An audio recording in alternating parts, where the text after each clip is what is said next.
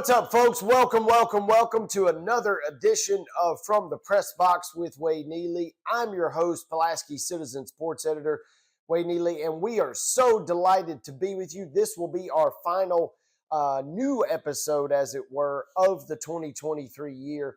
And oh my, time is flying by. We've had a tremendous week here in and around Giles County, and we have got a lot to get into. Special guest this week. We had Fayetteville City boys basketball coach Chris Murdoch on the program last week, and we kind of teased it. We told you guys we were going to get him, and we have Harriman boys basketball and former Giles County, former UT Southern alum Shay Shannon. We had a great sit-down with Coach Shannon, and we had a epic showdown inside Hardin Mayfield on Tuesday night of this week as the Harriman boys came into Giles County and knocked off the Bobcats in a crazy game. It lived up to the billing and then some, and it was truly an epic scene as two really good teams got it on Tuesday night inside Hardin Mayfield. So we'll get into that with Coach Shay, and we'll also obviously break things down a little bit on the back end of the show. Where we are and kind of what's been going on. We have obviously got deep into the weeds on basketball season. And we'll talk a little bit more on basketball here in just a minute. But before we kind of go any further, I wanted to kind of shine a little bit of a spotlight on a very special and very fun, honestly, assignment that was handed off to me this past weekend. You can read about it on the front page of the Pulaski Citizen. But this past weekend, I had a chance to go out to Pulaski Walmart, had a chance to go to Southside Elementary, and I had a chance to go to the Giles County Sheriff's Department, the 13th annual Cops and Kids Toy Drive or fundraiser. This is something that I've heard about and kind of known existed within the community. I've participated in some fundraising efforts over the years. Shout out to our good buddy and a friend of the program, Kyle Helton, Sheriff here in Giles County. He puts on a great number of fundraisers to raise funds for this event. But I had never really seen it up close. And so our Pulaski Citizen Editor-in-Chief, Carrie Jane Malone, she reached out and asked if I'd be interested in doing the story. And I said, sure. Covering stuff that's outside of sports. Sometimes I don't feel like I'm the best at, but I certainly kind of like doing it because it kind of just gets me out of the day-to-day of sports. And this was one that I knew would be fun. I knew it would be heartwarming, but even I was kind of blown away. And so you can read all about it. That's our front page story in this week's Pulaski Citizen.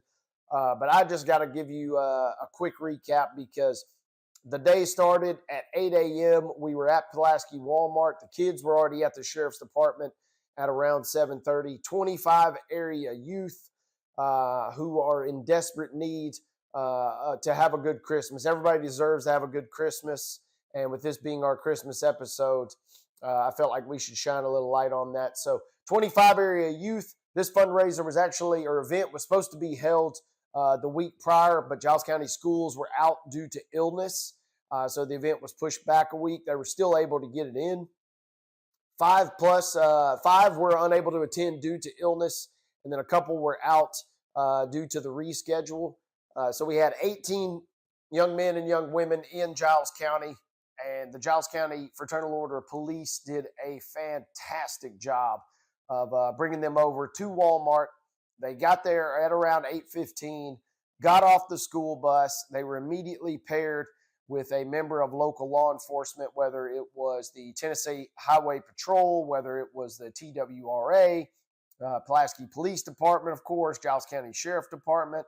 I think even the Elkton, maybe even the Minor Hill Police were there. So everybody was kind of represented, but everybody was kind of partnered up, kind of buddied up. And what happened over the next 2, 3, 4 hours was something that I won't forget for a while as the children were paired with the law enforcement officers. They went up and down the aisles at Walmart, and they were given a Christmas list, $250 to each kid to spend. And the officers, male and female officers, went through and checked off items off the list, trying to get close as possible without going over. Price is Right, I think, right? Without going over the $250 threshold there. And the kids just had an absolute ball. And there were a lot of citizens that were in the community. Some knew it was going on, some didn't know it was going on, but they kind of hung out and were in awe as well. This has happened on a number of occasions. This was the 13th year, but it's no surprise that sometimes people within Walmart would just donate extra money. So kind of some extra funds thrown into the fundraising pool. So it was such a tremendous event there. That all was just at Walmart. The Walmart employees were all about it. Everybody was excited. Everybody had a big time. The kids, I think the closest kid that we had got down to 3 cents remaining. So you want to talk about being efficient with your budget, $250 allocated, $249.97 spent. That's really efficient. And so the kids had a blast doing it. They were picking up everything. Obviously, we had a great number of toys. I saw a couple LeBron James Funko Pops that went straight into the cart. Some kids were looking at Fortnite gift cards. Some kids were going straight for the clothes. There was even some candy that was bought. So everybody was kind of all over the place. And I had fun kind of roaming around, reporting on that, taking photos of that. But really, that was only kind of the beginning, because as soon as they got everybody checked out, the folks at Walmart did a fantastic job of sectioning off the garden center there and making sure that it was kind of a safe space away from the hustle and bustle of the rest of the store. They load everybody outside. We took one group photo, and then everybody loaded up, went over to South Side. And so once we get to South Side, they separate everybody. And the kids kind of just thought they were there to watch a movie and eat some pizza. Maybe they knew what was going on. Maybe they didn't.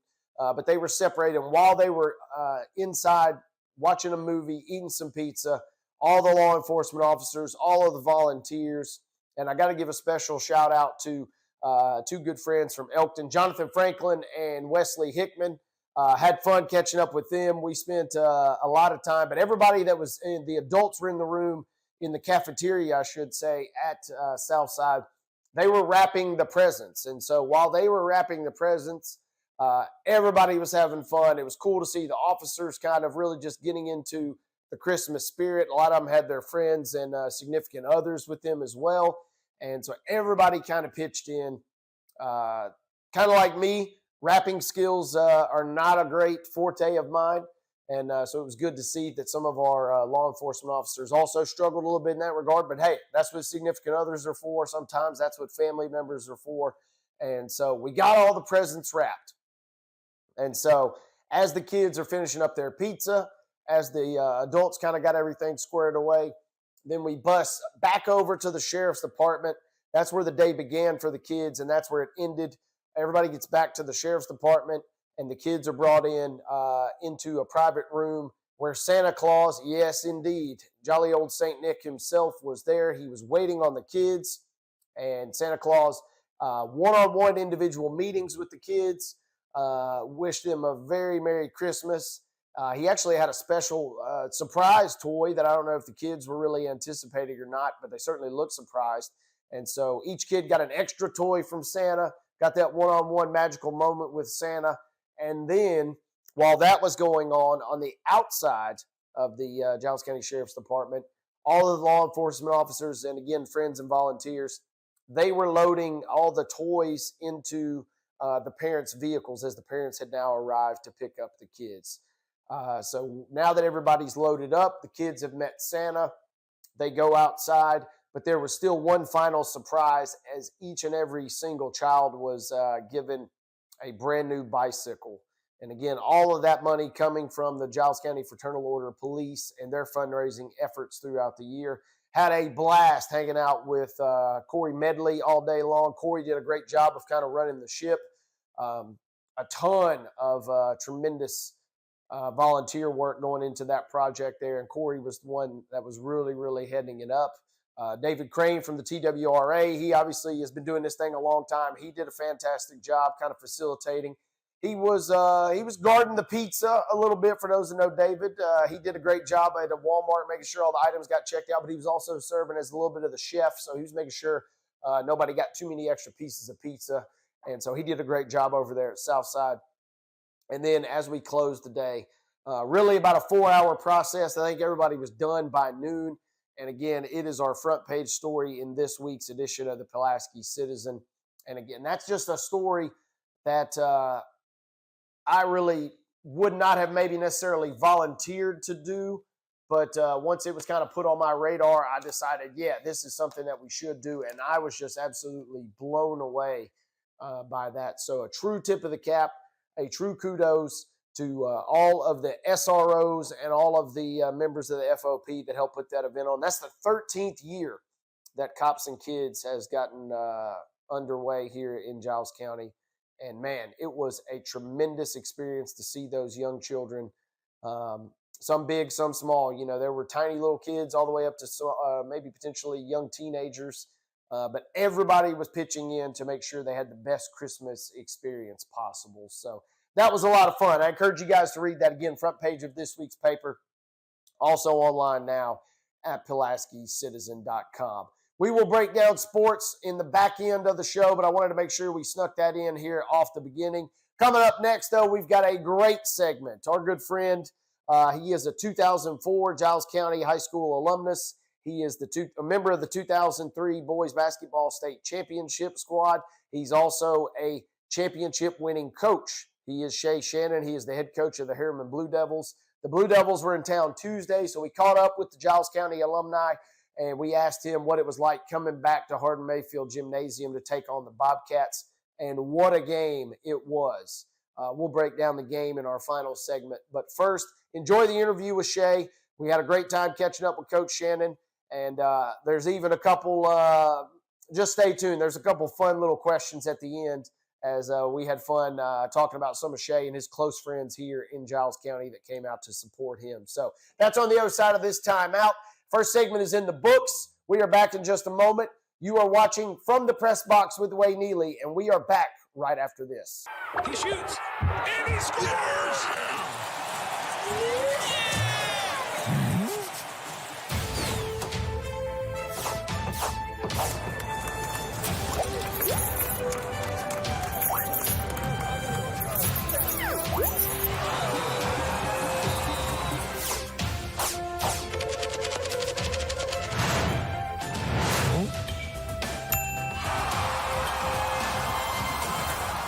Welcome back. Another episode of From the Press Box. I told you guys he was here. He's in the building. He's wearing opposing colors, but he is former Giles County legend. He is Shay Shannon. He's our good friend. He's the head coach of the Harriman Blue Devils. We're filming this on a Tuesday night as Harriman gets set to take on Giles County here at Hardin Mayfield. Coach Shannon, welcome back to Hardin Mayfield. How you doing, my man? I'm doing well, man. It's my 20-year reunion, 2004, class of. Holler at all you guys, but yeah, it's my 20-year reunion right here. So excited to be back. My first time ever coming back since I've graduated or anything to be an opposing coach. So we're excited to have you back. We know it's going to be a good game. Kind of just for those that have not kept up with the off season, how did this game kind of come about? We talked a little bit about it with Coach Campbell in the preseason, but obviously you guys being over in East Tennessee, this is kind of an unusual trip.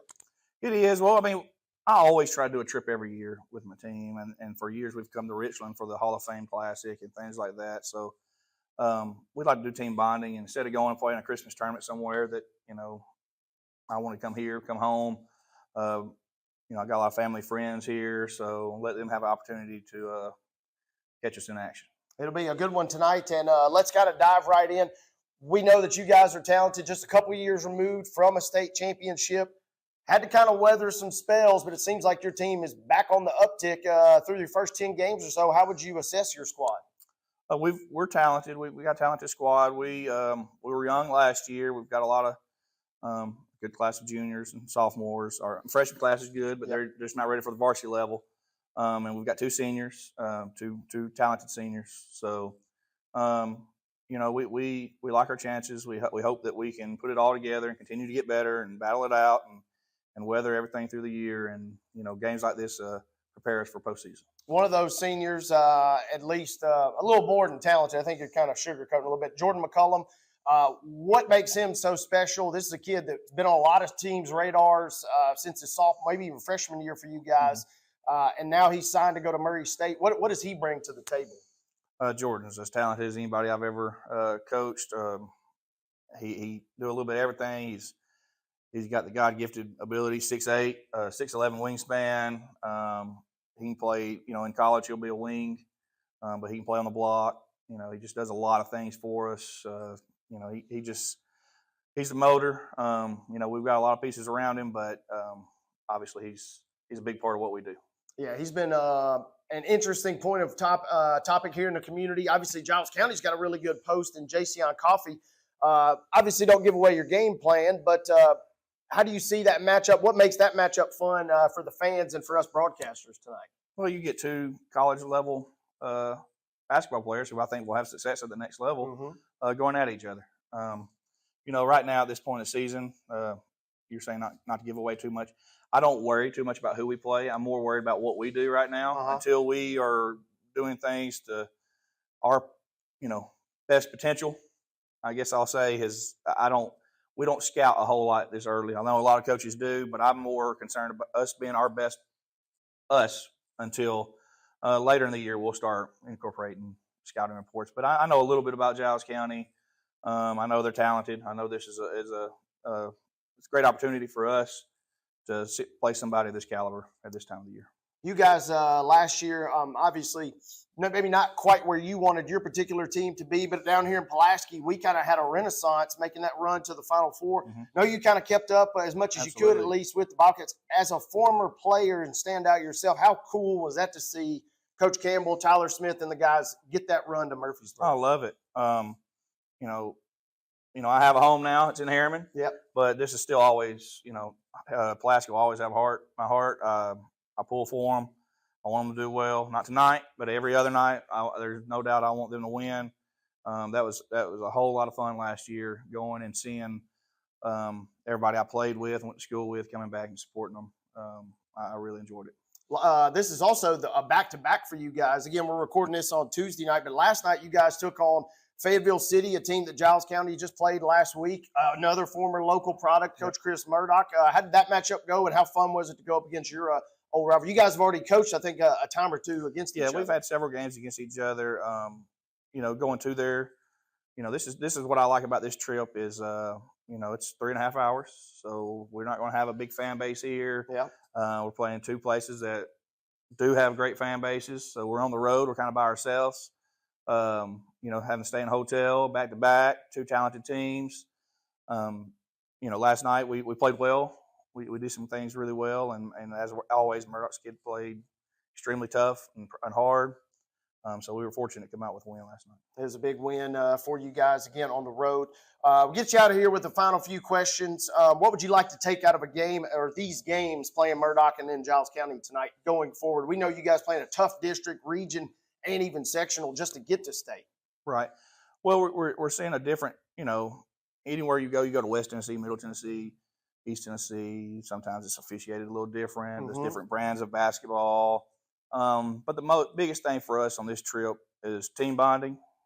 And I want to see how we react in tough environments when, like I said, we're not going to get any energy from the crowd. We've got to create our own. It's kind of one of those, long road trips where I just want to see how we respond to adversity, because it's going to be there tonight for sure. No doubt. Hey, you mentioned a minute ago, 20 years. Picture this. Let's do a time warp real quick. 20 years ago, you, myself, and many others were roaming the halls here at Giles County.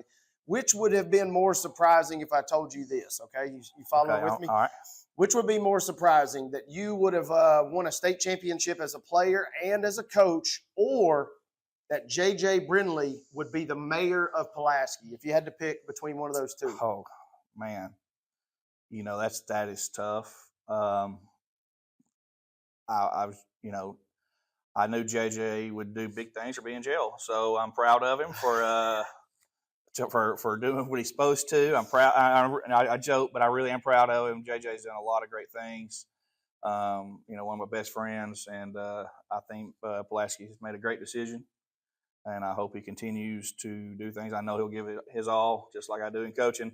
That's JJ's calling right there. Yeah, and I bring that up just because you guys obviously such close friends. I got to imagine he's a little torn tonight. Obviously, he's a diehard Bobcat. He's the mayor of Pulaski.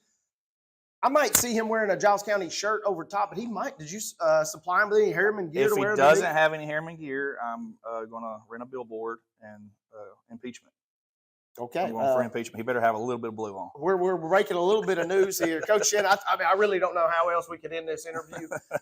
Thank you so much for spending time with us, my friend. Best of luck. Good to see you back here at Hardin Mayfield, and we'll keep tabs on you the rest of the way. Appreciate it, brother. All right, that is Shay Shannon, former Giles County standout here. He's the head coach of the Harriman Blue Devils. They take on the Bobcats. We will have the call on Pulaski Citizen Live, and we are going to take a timeout here on this edition of From the Press Box. Thomas Drugs, serving our community since the early 1900s. We're a full-service drugstore and soda fountain located in a building on Main Street that is on the National Register of Historic Places.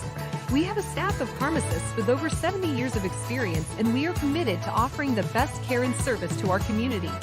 We're now offering healthcare testing and treatment with positive results, a one-stop shop. Stop by our pharmacy today or visit our website at thomasdrugs.net.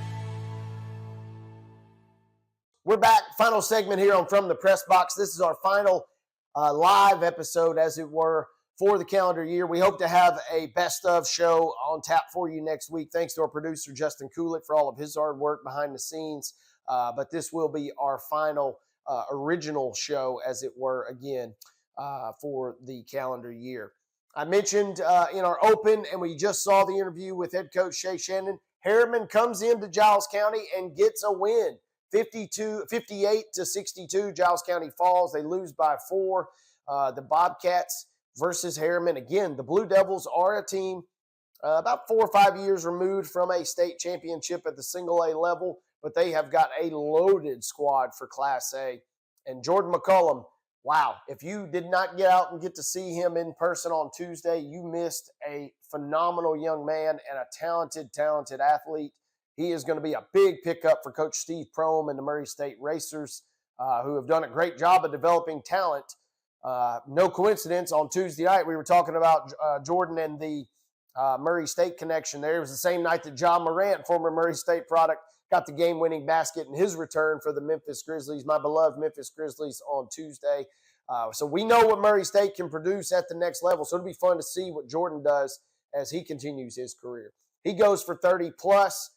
Kind of a grown man's effort. He really didn't razzle and dazzle a ton until the fourth quarter. He kind of just bullied and went to work, and this kid got to the foul line. I think he shot 16 free throws, might have made 14 of his 16 free throws, unofficial numbers there. But then he really kind of got cooking in the second half. He had 2 nice dunks, including a highlight reel offensive rebound that went for a jam. And then he followed that up with a breakaway jam at midcourt. So, again, 62-58, Giles County falls. That snapped an 8-game win streak for the Bobcats. I'm not super concerned necessarily because Harriman obviously is a tremendous program. Giles County is going to play 2 more games next week at the Christmas Classic down in Athens, Alabama. I'll try and get those brackets and scores and updates for you guys up on PulaskiCitizen.com and up on our PCL social media. But they won't play till next week. So that was the last game until Christmas for the Bobcats. The Lady Bobcats, meanwhile, they got a big win. Don't look now, folks, but GCHS has won 3 games in a row. Head coach Fred Steger has got the Lady Bobcats playing very well. They are going to play a couple of games at the Marshall County Christmas Tournament, which I believe tips off maybe even by the time you're watching this. I think they're scheduled to play Friday and Saturday. So we will certainly try and get you guys updated scores and results in next week's edition of the Pulaski Citizen. The Richland Raiders kind of in a little bit of a limbo right now as they kind of get into the Christmas break. It was a mixed bag. Both teams beat Community last Tuesday. Both teams got beat by Wayne County last Friday. We did, yours truly did the games Friday night. And the Lady Raiders, that was a phenomenal girls basketball game. And Richland had a 9-point lead in the second quarter, couldn't quite finish the deal as they fall to the defending runner-up Wayne County Lady Wildcats. On the boys' side, the boys came out lifeless in the first half. and never really got it going. They kind of clawed back into it in the fourth quarter, but not a true comeback bid. They fall in that one. And then earlier this week, it was the Lady Raiders falling on Monday and Tuesday, two pretty close games to Clay County and Macon County. And then the boys got a nice win versus Clay County on the road, but they fell on Tuesday to Macon County. All those teams, all the Raider teams will be back in action next week in the Richland Christmas Classic. Before we get out of here, we always like to look at our fearless forecasters, our tale of the tape. And last week, decent enough week for yours truly, but we're running out of time. We have run out of time. It's down to the final week. And I currently am trailing Mark Mize by 6 games. I'm trailing Carey by a total of just 4 games.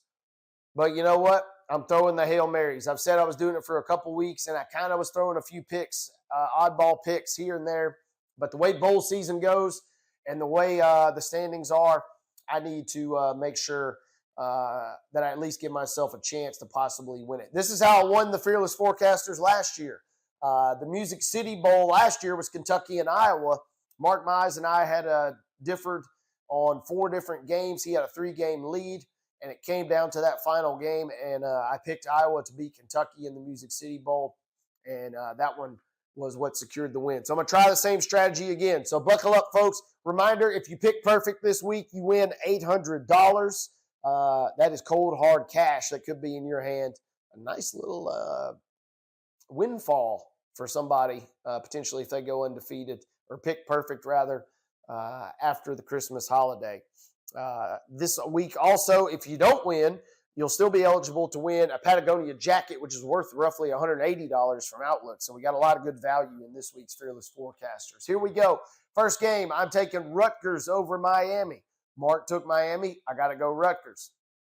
Give me North Carolina State over Kansas State. I'm also taking Arizona to knock off Oklahoma. Go ahead and give me Kentucky. Everybody is picking Clemson.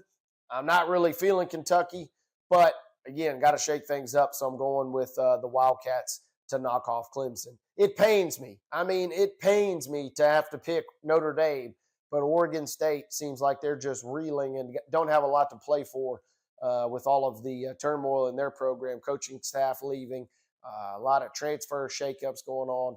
Don't really fancy myself picking Notre Dame, but everybody else did as well, so no harm, no foul there. Give me Iowa State over Memphis. That game will be closer, however, than a lot of people might think. This one kind of shocked me. Mark Mize, huge Missouri fan, the biggest Tiger fan that I know. Who does he pick? He picks Ohio State. What gives Mark Mize? I had a feeling he was going to go against the grain, however, so I picked Missouri. Give me Missouri to beat Ohio State. I think Ohio State just going to have so many unknown and so many moving parts within their program with bowl opt-outs and people coming and going. I just feel like Missouri's in a pretty good shot to win that game. So I'm taking the Tigers. Give me Penn State. Really good defense, pretty putrid offense, but I think they could do enough to knock off Ole Miss. Music City Bowl, I'll be there on the sidelines on December 30th at Nissan Stadium as Maryland and Auburn are going to get it on. Give me baby Tua and give me the Maryland Terrapins over Auburn in that game. I'm also taking Georgia to knock off Florida State. I was thinking, I was praying for a way to possibly take Florida State in this game. I'm not seeing it. Give me the Georgia Bulldogs over Florida State. Another game that Mark and I deferred. Really surprising. He was the only one that picked Toledo. I wanted to pick Toledo, but I thought to myself, the only way I can catch this guy again is by going against the grain. So I'm taking Wyoming. Give me the Cowboys versus Toledo in that one. Give me Wisconsin versus LSU. I'm the only person picking Wisconsin, so I'm taking the Badgers. Similar script. Everybody but one is taking Tennessee over Iowa. Tennessee, who knows what their motivation level is. Presumably they're going to come out and play well. Iowa, don't know much other than that their defense is pretty dang good and that their offense is pretty dang awful. But maybe they find a way to surprise everybody like they did last year in the Music City Bowl. Give me Iowa in the Cheez-It Citrus Bowl. Still a little confusing to me that it's the Cheez-It Citrus Bowl. I digress. But I'm taking Iowa over Tennessee. Everybody's taking Oregon over Liberty. Wouldn't shock me if that game randomly is somehow close, but I think Oregon wins it by a wide margin. Mark picks Alabama. You know I'm taking the Michigan Wolverines. It's going to be a close game, and we won't have a show until this thing has already been played on January 1st. The long-suffering Michigan fan in me is fully already prepared for Alabama to come in and dominate. But I'm just feeling this is maybe finally the year. Michigan puts it all together. They got blasted a couple of years ago by Georgia. They got stunned last year by TCU. Maybe, somehow, some way, this is the year they can put it all together. They will not have seen a quarterback that can run the way that Milroe does for Alabama. That is what really kind of terrifies me. Also, Michigan's offense kind of turned a little one-dimensional down the stretch. If they can possibly get a little more balance, they got themselves a shot to win it. Otherwise, if they don't, and Alabama does make them one-dimensional, I think if Alabama wins this game, it's going to be a blowout. If Michigan wins, it could be a close game. But I think if Alabama wins, it will be Alabama winning big. But I'm taking the Wolverines. Also, I had a feeling everybody was going to take Texas. Most of them did. So I zigged while everybody zagged. I picked the Huskies. So that means I've got Michigan versus Washington in the national championship game. And we don't have a national championship game on our Fearless Forecasters pool. So you will have to check in on the next edition of From the Press Box to find out all the breakdown. What a year it's been. We've had a great run. We launched this show back in August, and it's been a blast bringing you a new one each and every single Thursday. Thanks to our producer, Justin Kulik. Thanks to all of our PCL staff and our folks at Main Street Media. Scott Stewart, Carrie Jane Malone, Tiffany Haygood, Kelly Garrett, all the gang here at the Pulaski Citizen. Wade Neely saying so long. We all wish you a very safe and a very Merry Christmas. We will see you with a new episode on the first Thursday of 2024. From the Press Box with Wade Neely, I'm out. See you next time.